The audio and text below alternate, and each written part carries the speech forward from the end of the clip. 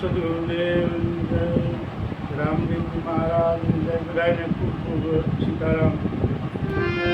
સાથે એટલું કહેવાનું કે આપ બધા જે જોતા હશો, સાંભળતા હશો, જે યોગી લાગે તો આમાં કોમેન્ટ કરજો અને સબસ્ક્રાઈબ પણ કરજો અને ખાસ સાંભળજો અને સમજજો. ભૂલ થાય તો માફ કરજો. આપણે દર અઠવાડિયે આ એક હપ્તો મૂકીએ છીએ. આજે આપણે જે હપ્તો જે મૂકીએ છીએ એ પીપળી ગામમાં અને બજાણા ગામની વાણંદની દીકરી દાસી જબુ થઈ ગયા છે એનો ઐતિહાસિક જે ઇતિહાસ છે એ વિશે આપણે વાતો કરશું અને એનું ભજન પણ બનાવ્યું છે. જે બાપા સવારામ બાપા થઈ ગયા પીપળીમાં, એ જ જગ્યામાં રામદેવજી મહારાજનું પ્રાગટ્ય છે. એ વાત પણ આમાં આપણે આવરી લીધી છે અને એક ભજન પણ બનાવ્યું છે અને ભજનનો ઢાળ પણ એવો છે કે જે મીરાબાઈના પદમાંથી આપણને ઢાળ મળે છે. પછી આપણે ગાઈશું. તો એ હું એક પહેલાં દુઓ બોલું છું.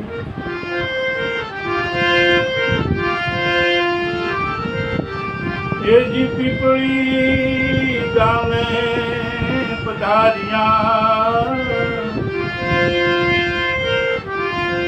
દોસવા બાપાને દાસી દાસી જબુને એ જીવાડિયા દાસી દાસી જબુને જીવાડિયા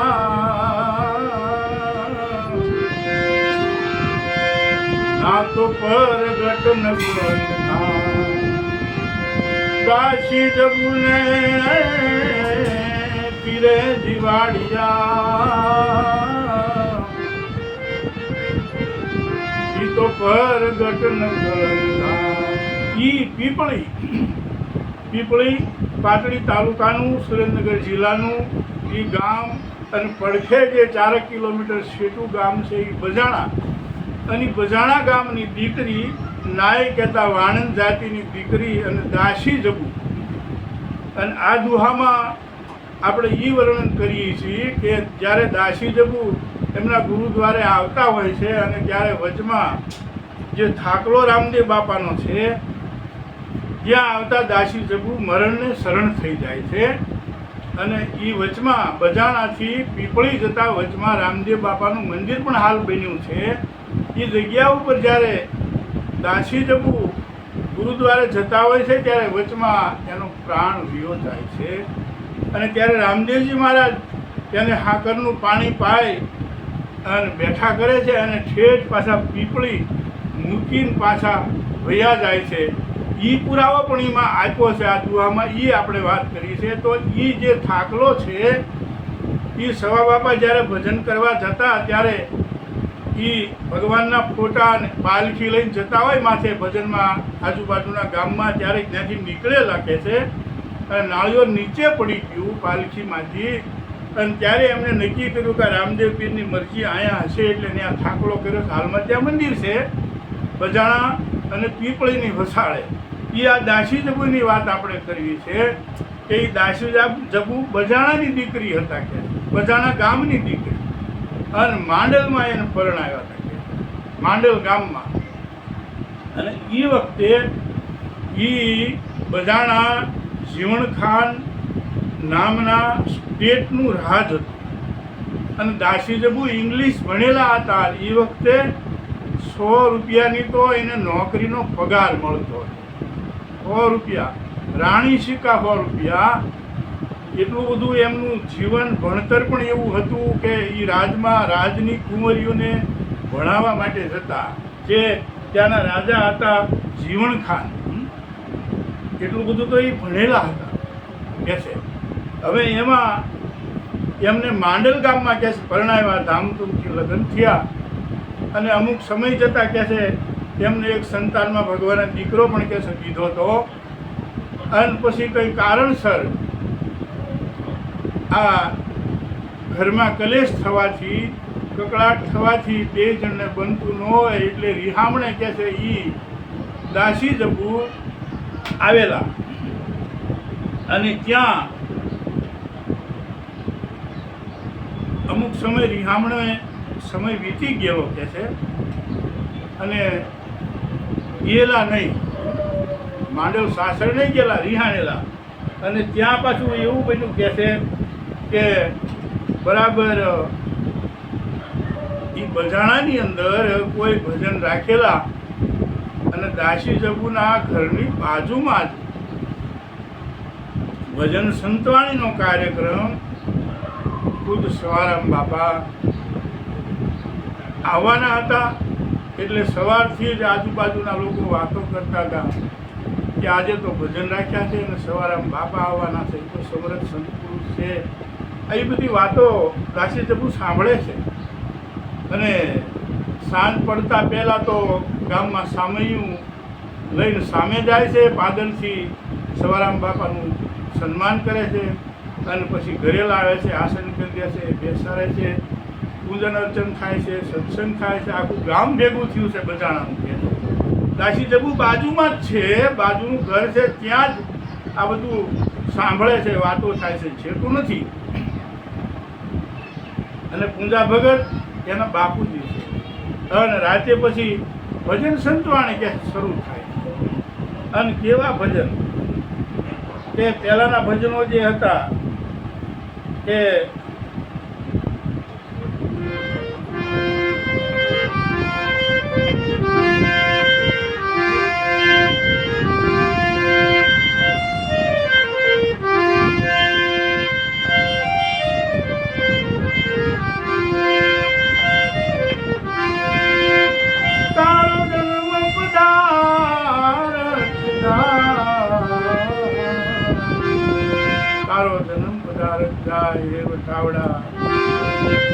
વટાવડા વીરા મારા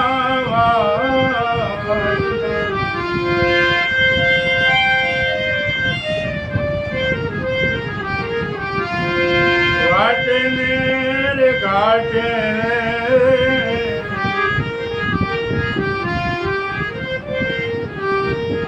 વિલંબન એવા માનું છો પોતાના રે. આ શબ્દો સાંભળે છે અને હૃદયમાં અંતરમાં ઉતરવા મળે છે. પણ છે બધા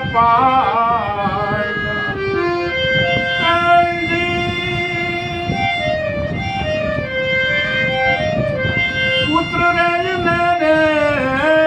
પરિવાર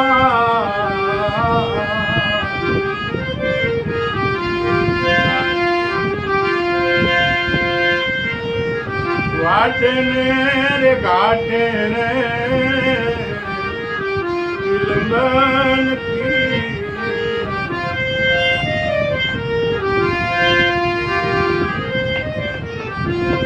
કઠણ ચોટ છે કાળની રે મરણ મોટો જોનમાં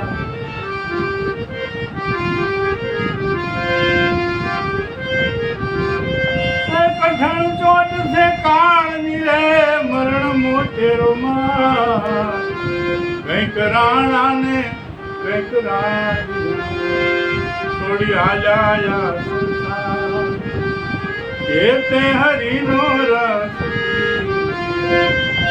આમાં શું કે છે કોના છોરું ને કોના વાછરું રે કોના કોના માને બાપ. આ ભજન ગાય છે. અંતકાળે જાવું જીવને સાથે પુણ્યને એ તે હરિનો રસ. આ ભજન ધીરા ભગતનું છે અને ઓલું મૂળદાસ મહારાજનું ભજન છે. આ શબ્દ જબુ પાડોશી માં હુતી ખાટલામાં સાંભળે છે એ બાઈ અને અંતરમાં એ શબ્દ ઉતરતા જાય છે. કોઈનું કોઈ નથી. હવે મારે શું ઘર માંડીને કામ છે કે છે હવે ભક્તિ કરી લઈએ આવું નક્કી થઈ ગયું પડે પડકે ભજન ચાલુ છે અને કે છે એને બાપાને કહે બાપા કે હું બેટા કે હાલો બાપા ભજનમાં જાઉં. હવે 12 વાગ્યાનો ટાઈમ થઈ ગયો કે વધારે થઈ ગયો છે. જબુને તો એક આંખમાં મટકું માર્યું નથી, એમાં અંતરમાં શબ્દો ઉતરતા જ જાય છે. કારણ કે પૂર્વનો કમાઈ વાળો જીવ હોય એના માટેની આ વાત છે. બાકી તો વાણીમાં કીધું છે, કાજળથી કાળા જેના કાળ જ્યારે એને લાગે નહીં ગો, એનો કરીએ રે નહીં ઓર. આ તમે બધા જોતા હશો, કોકને અંતરમાં ઉતરી જતું છે, એનો કરીએ નહીં ઓર. આ તો પૂર્વની કમાઈ વાળા. અને કબીર કહે છે, જેને સાધુ કી સંગત પાઈ રામા વાયકી પૂર્ણ કમાય. જેને આ ભજનો શબ્દો અંતરમાં ઉતરી જાય છે, સત્સંગ હૃદયમાં ઉતરી જાય, પૂર્વની કમાઈ વાળા જ છે. એમાં ભજનો સાંભળી અને નક્કી કરી લીધું અને કહે છે, બાપા હાલો. અને પોતે એના બાપા ઊંધા ભગત પણ ભજનમાં અવારનવાર જતા. નાનપણથી એમનો પણ ભજનમાં રુચિ અને આ જબુનો રસ હતો. જાય છે અને સીતારામ કરીને બેસી જાય છે અને આખી રાત્રિ ભજન સાંભળે છે. નક્કી કરી લીધું, આ સવારામ બાપાને જોયા, એમના ભજનો સાંભળ્યા અને માયલો જાગી ગયો. એને એમ થયું કે આવતા તો એળે વિયોગાથી ભક્તિ ભજન કાંઈ કરી લેવું છે, એ સાચી વસ્તુ છે. કારણ કે કોઈનું કોઈ નથી. આ ભજનના શબ્દો એના અંતરમાં લાગી ગયા અને અંતરમાં ઉતરી ગયા અને જીવન બદલાઈ ગયું. અને પછી ઘરે આવ્યા અને સવારમાં સવા બાપા તો પછી એમનો સમય ભજન પૂરા થયા પછી તેમને ત્યાં વ્યાજ આવી અને પછી એના બાપુજીને વાત કરે છે. પછી ત્યાં પોતે જાય છે અને કંઠી બંધાવે છે. સવારામ બાપા પાસે કંઠી બંધાવી અને એના શિષ્ય બને છે. દાસી જબુ કહે છે. અને અવારનવાર ત્યાં જાય છે અને સવા બાપાને એવું કહે છે કે બાપા મને અહીંયા રહેવા દો. અને ત્યાં પછી એને તેડવા માટે આવે છે. અમુક દિવસો પછી એના સાસરિયા પક્ષના તેડવા માટે આવે છે દાસી જબુને. પણ જબુનું તો અંતર બદલાઈ ગયું.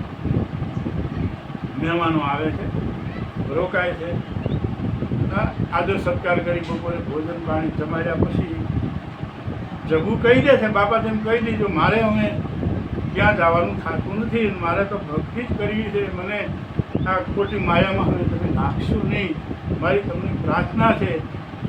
અને એના બાપા પણ પછી જબુનું બિલકુલ મન એમાં નથી.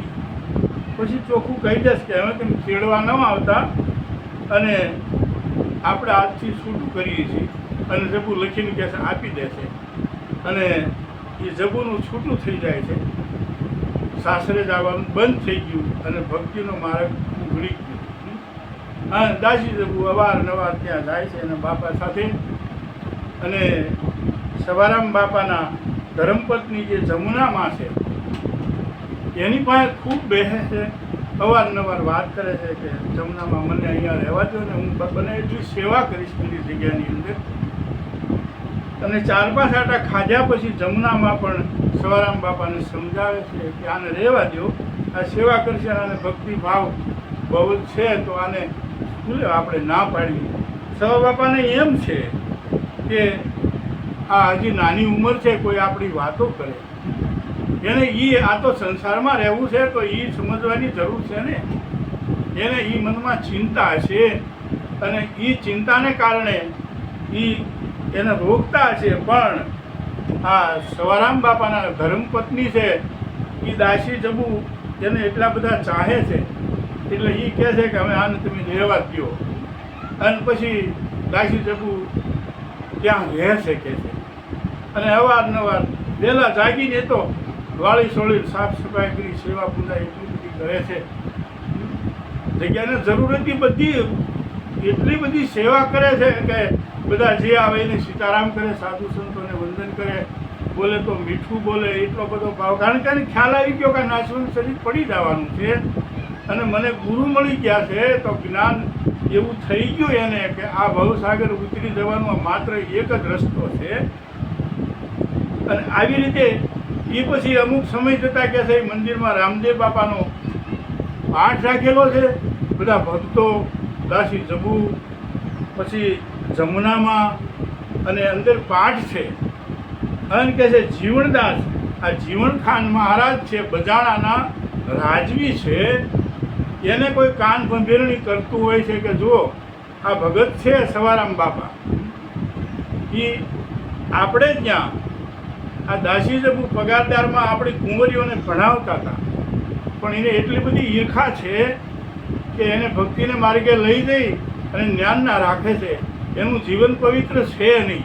આવી બધી વાતો કાન ભંભેરણી કર્યા કરે છે જીવણખાન રાજાને, જે રાજવી છે, સ્ટેટ છે. આ બધી વાતોથી એને પણ મગજમાં એવું બેસી જાય છે ખરેખર આ ભગતને કંઈક દંડ કરવો જોઈએ. અને એક દિવસ એને ખબર પડે છે કે પાઠ છે,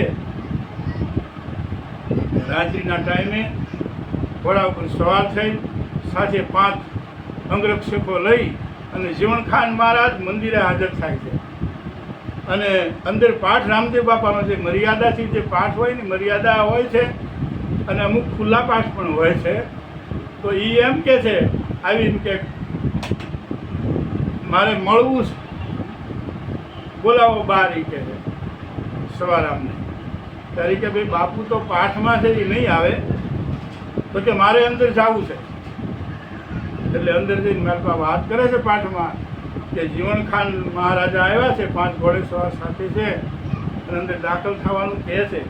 ત્યારે સવારામ બાપા એવું કહે છે કે એમનો આચાર, આહાર વિહાર ખાજ હોય અને આ પાઠમાં એવો કાયદો હોય છે, બધા પાઠ એવા નથી હોતા, તો એમને અંદર દાખલ થવા ન દેવા. એટલે પછી કે ભાઈ તમને ના પાડી છે સવારામ બાપાએ, એટલે તરત જ ગરમ થઈ અને ભાગી જાય છે અને ઘરે જાય છે અને સિપાહીઓને મોકલે છે કે હવે એ તમે જલ્દી અંદર ઝટ સવારામ બાપાને જેટલા અંદર છે એ બધાને પકડીને અહીં લાવો અને જેલમાં પૂરજો કે આવું નક્કી કરી નાખ્યું. આ જીવણખાને એ સ્ટેટ રાજાએ અને આરે સિપાહીઓ સહિત તરત આવ્યા અને પાઠની જોત બરાબર વળવાની તૈયારી છે, વળી થઈ છે, ત્યાં તરત હાજર થઈ ગયા અને હાલો કે તમને પકડી લઈ જવાના જીવણખાન મહારાજ પાસે.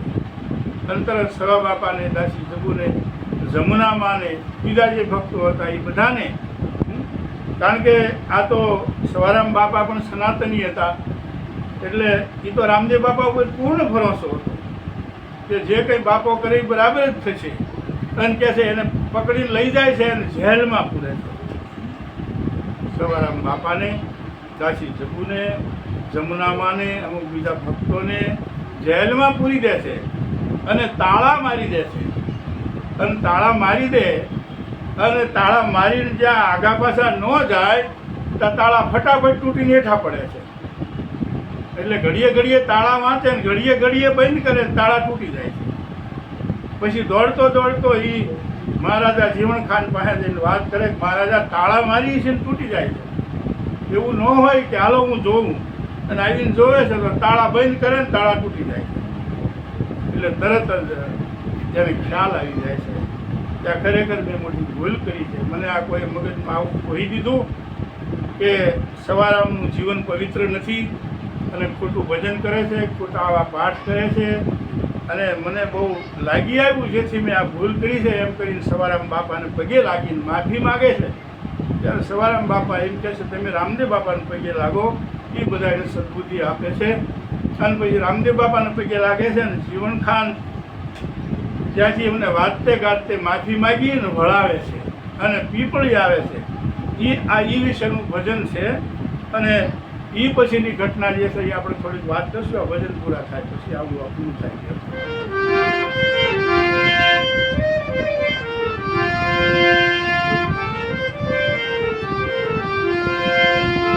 મારું એવું લાગ્યું પીપળીના પીર છે. વીરા કે છે રાખણ આરો મારો રામ રે, મારું મન લાગ્યું વૈરાગમાં ઈ ભજનનો ઢાળ. મારું મન એવું લાગ્યું પીપળીના પીર છે.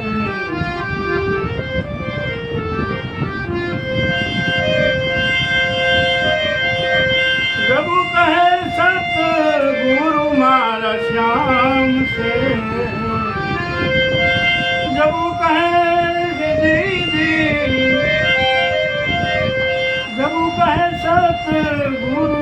મારા શ્યામ છે.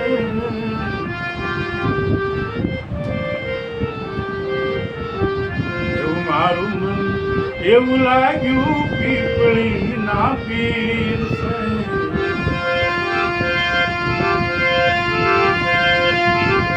એવા લોકો તમારી જબુમાં નિંદા કરે, કારણ કે નિંદા કરતા હતા બધા.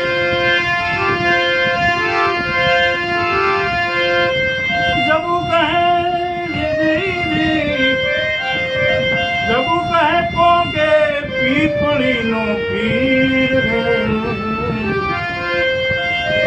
પાપિયાને પોગે પીપળીનો પીર રે. એવું લાગ્યું પીપળીના પીર છે.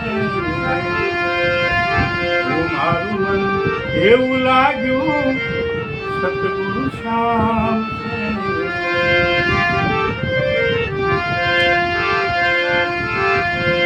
સવારે બાપાને સંકટ આવશે,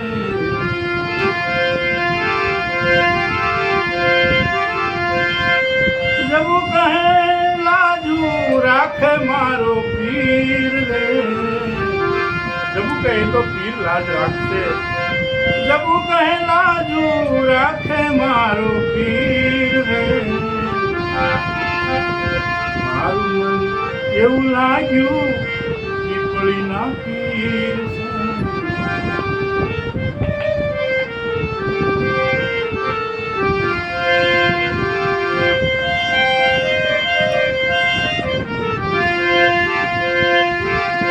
જબુ કહે સતગુરુ મારા શ્યામ છે.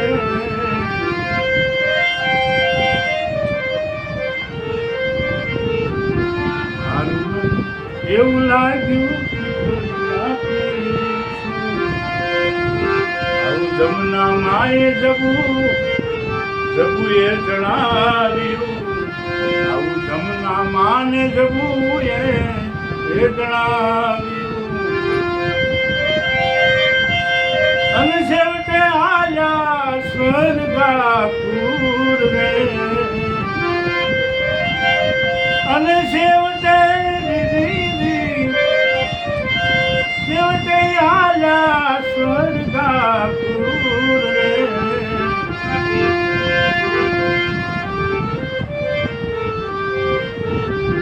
મારું મન એવું લાગ્યું પીપળીના પીર છે. સમાધિ ઉતરે જબુ માનિયા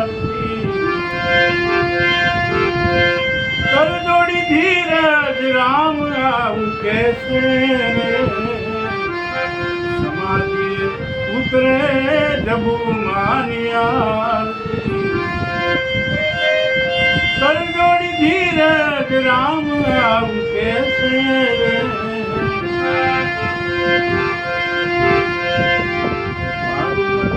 એવું લાગ્યું પીપળીના પીર છે.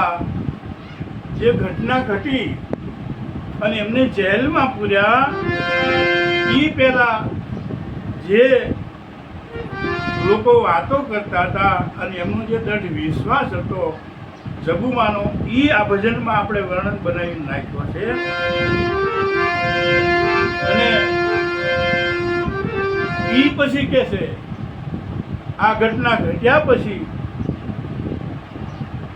ભજન કીર્તન અને કેવલ રામદેવજી મહારાજ, કારણ કે રામદેવજી મહારાજ કહે છે પીપળીમાં સવારામ બાપા પાસે ત્યાં મારે આવવું છે એમ કહીને રૂબરૂ કહે છે આવેલા છે. એવું આજે આ ધામ પીપળી પ્રગટ છે. અને એ આ દાસી જબુના ભજન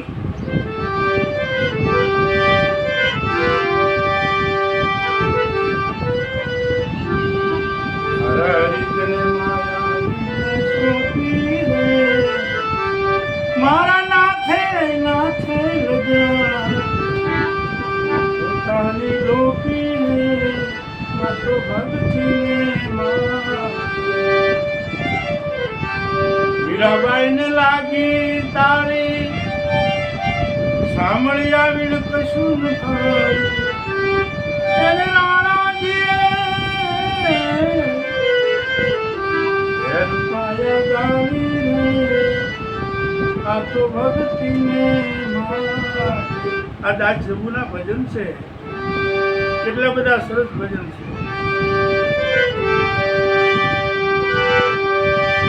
અને સવા બાપાના પણ ખૂબ પદો છે. એમ આ વૈરાગ મીરાની જેમ દાસી જબુને લાગી ગયો છે કે છે. અને એક વખત દાસી જબુ એમના ગામથી નીકળ્યા છે કે છે અને પગપાળા હાલીને જતા હોય છે. અને એ જે ઠાકલો આવ્યો ત્યાં આવ્યા હતા દાસી જબુ બેભાન થઈને પડી ગયા હતા. અને પડી ગયા અને એ રામદેવ બાપાનો જે ઠાકલો નક્કી કર્યો હતો સવારામ બાપા એના નાળિયો કરી એટલે ત્યાં ખુદ રામદેવજી મહારાજ તે પ્રગટ થયા અને આ જબુને સાકરનું પાણી પાયું અને ઠેઠ પીપળી ગામના ઝાપા સુધી મૂકી ગયા. અને સવારામ બાપાએ પણ પછી ત્યાં રોકાણા અને જમુના માની સાથે એમના 1.5 દિવસ વીતી ગયો છે. અને પછી જેમાં કડીમાં કીધું એવું જમુના માને જબુએ જણાવ્યું. જમુના માને કીધું કે મારે તમને એક વાત કરી છે. કે શું કહો છો તમે? કે મારે જવાનો સમય થઈ ગયો છે. જે સંતો છે એના પુરાવા જુઓ આપણે. આમનું ભજન કેટલું છે કે અગાઉ કહી દે છે કે મારે રાતે 12 વાગે દેહ છોડવાનો છે. તેથી ભયંકર વાતાવરણ થશે. તમે સવારામ બાપાને કહેતા નહીં, તેમને આઘાત લાગશે. અને પહેલાં તમે રામદેવ બાપા આગળ નક્કી કરી પ્રાર્થના હું કરું કે તમે કોઈને વાત ન કરતા, મારે દેહ છોડવાનો છે. અને આ જમુનામાને આ વાત કરે સારું નહીં કહું. અને રાત્રે 12 વાગે અને જોરદાર વાતાવરણ ગાજ છે, વીજળી ચમકશે, મેઘ ગરજ છે, આવું જોરદાર વાતાવરણ થશે અને મારે દેહ છોડવો પડશે. આ મારી નિશાની છે. આવું કહી અને જબુમાને ચોખવટ કરે છે. તેમ કોઈ કહેતા નથી. અને હા કહેતા નથી. જબુ એમને સમજાવે છે અને એ વાતે કરતા નથી. અને 1.5 દિવસ વીત્યા પછી રાત્રિના 12 વાગે છે અને આવું વાતાવરણ ગંભીર બને છે અને દાસી જબુ દેહ છોડી દે છે. અને ત્યારે એ વખતે રામદેવ બાપા જીવિત કરે છે. અને ત્યારે સવા બાપાને ખબર પડે છે એટલે દોડતા આવી આવે છે. શું થયું? જબુએ દેહ છોડી દીધો. મને 2 દી 1.5 દી પહેલાં કીધું હતું તમે કોઈ કહેતા નહીં એટલે મેં વાત નથી કરી. અને ત્યારે કહે છે જબુ તો ત્યાં પ્રાણ છોડ્યા હોય અને તે વચન આપ્યું હોય તો તારે જાગવું પડશે કે. અને ત્યારે જબુ જાગ્રત થઈને ઊંચા હાથ જોડી અને સીતારામ કહે છે કીધા હતા અને પછી પાછો દેહ છોડી દીધો. તો એ આ વાણીમાં પણ આપણે ભજનમાં લખ્યું છે કે દાસી જબુએ એ કીધું હતું જમનામાને. એવા આપણે આ પીપળીના પીરને દાસી જબુને. અને બીજી વાત હું કરું તો અત્યારે હાલમાં જે વાસુદેવ મહારાજ જે છે ગાદીપતિ, બહુ સમર્થ સંત પુરુષ છે. અને અમારે ત્યાં એટલે અમારા જે સંતરામ બાપુ છે એમનો ઉતારો ચોરપાટણા હતો. અને એ પછી તો બરવાળા ઉતારો ગામના સંતો ભક્તો અને ગામ થકી આપ્યો છે. પણ ત્યાં ઉતારો હતો ત્યારે વાસુદેવ મહારાજ આજથી 35 વર્ષ પહેલાં અમે અહીંયા સેવા કરતા ત્યારે પધારતા, વાયક આપતા અમારા ગુરુ મહારાજ. પરબના સંતો પણ આવતા, પણ વાસુદેવ મહારાજને તમે અવારનવાર જોતા. અત્યારે જે ગાદીપતિ છે ખૂબ મોટા શિષ્યો છે, પીપળીના પીર કહેવાય છે. ત્યારે એ ગાદીપતિનો 35 વર્ષ જેટલી ઉંમર હશે ને અમારી એટલી ખરી અમે સેવા કરતા. ત્યારે વાસુદેવ મહારાજ સુરવાળ પહેરતા, કોઈ બંડી પહેરતા અને પહેરણ પહેર્યું હોય, વાળ વાંકડિયા હતા, પછી મોજડી પહેરતા. પહેલાં તો એ એવી રીતે આવતા ત્યાં ચડાવતા. અમારે બાપુ ખૂબ સંતો આવતા. એટલે 35 વર્ષ પહેલાંની હું વાત કરું છું. એટલે એ પણ અત્યારે મહાપુરુષ તરીકે છે. ધન્યવાદ એમને પણ વાર વંદન. અને આપ બધા જુઓ છો, સાંભળો છો. અને આ પીપળીના પીર છે એ બધાની આશા પૂરી કરે, દુઃખ બધાના દૂર કરે એવી આપણી પ્રાર્થના. જબુને પણ કોટી કોટી વંદન. જય સીતારામ, જય રામજી મહારાજ, જય ગુરુ.